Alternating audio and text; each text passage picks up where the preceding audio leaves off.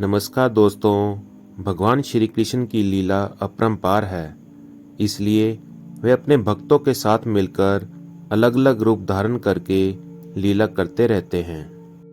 ऐसी ही एक सुंदर और रोचक कहानी आज आपको सुनाता हूँ।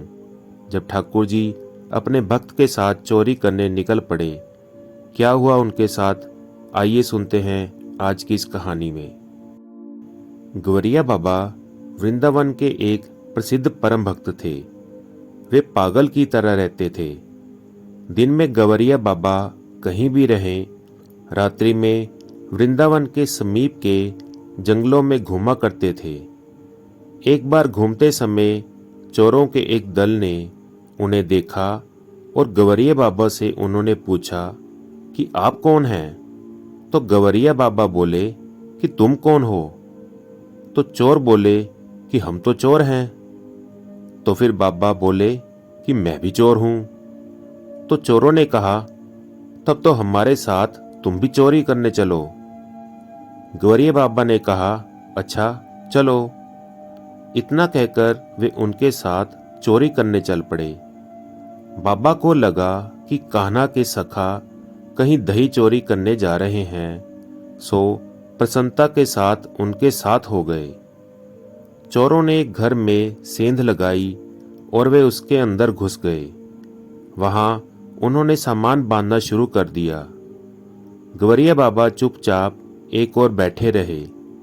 जब चोरों ने उनको सामान बांधने के लिए कहा, तब उन्होंने कहा कि तुम ही बांधो, और यह कहकर वे चुप हो गए। इतने में उन्होंने देखा कि वहां एक ढोलक पड़ी है।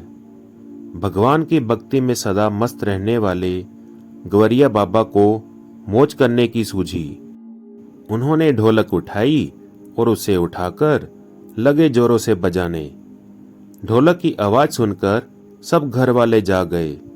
चोर चोर का हल्ला मच गया, और हल्ला मचते ही सभी चोर तो भाग गए और लोगों ने बिना समझे बुझे गवरिया बाबा पर मार की बौछार शुरू कर दी। बाबा जी ने ना तो उनको मना किया और न ही ढोलक बजानी बंद की। कुछ देर बाद जब उनका सिर फट गया और वे लहूलुहान होकर बेहोश हो गए, फिर कुछ होश आने पर लोगों ने उनको पहचाना कि अरे, ये तो गवरिया बाबा हैं। तब उन्होंने बाबा से पूछा कि वे यहाँ कैसे आ गए। तब गवरिया बाबा ने कहा, अरे आया कैसे? स्वयं ठाकुर जी ने कहा कि चलो चोरी करने, तो मैं ठाकुर जी के साथ चोरी करने के लिए यहाँ पर आ गया। उन्होंने तो उधर सामान बांधना शुरू कर दिया, तो इधर ढोलक देखकर मेरी उसे बजाने की इच्छा हो गई, तो मैं उसे बजाने लगा। यूं कहकर वे हंस पड़े। तब लोगों ने उनकी मरहम पट्टी की और अपनी असावधानी के लिए उनसे क्षमा मांगी। अपनी मृत्यु के 6 महीने पहले उन्होंने अपने हाथों में बेड़ियां पहन ली और वे सबसे कहते कि मेरे प्यारे सखा श्याम सुंदर ने मुझे बांध दिया है और कहते हैं कि अब तुझे चलना होगा।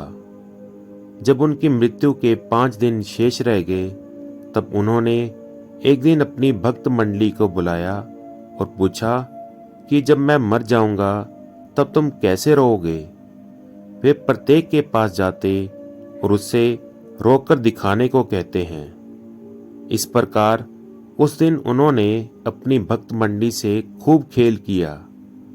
अपनी मृत्यु के दिन उन्होंने भक्त मंडली में से करीब 16-17 लोगों को कह दिया कि मैं आज तुम्हारी भिक्षा लूंगा, तो सब बना बना कर ले आए।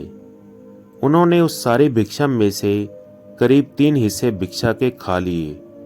इसके बाद खूब पानी पिया। करीब 2 घंटे बाद उनको दस्त लगने शुरू हुए और वे अचेत होकर पड़ गए। कुछ देर बाद उनकी नाड़ी भी धीमी पड़ने लगी। इसके थोड़ी ही देर बाद वे जोर से हंसे और बोले, मेरा सखा आ गया।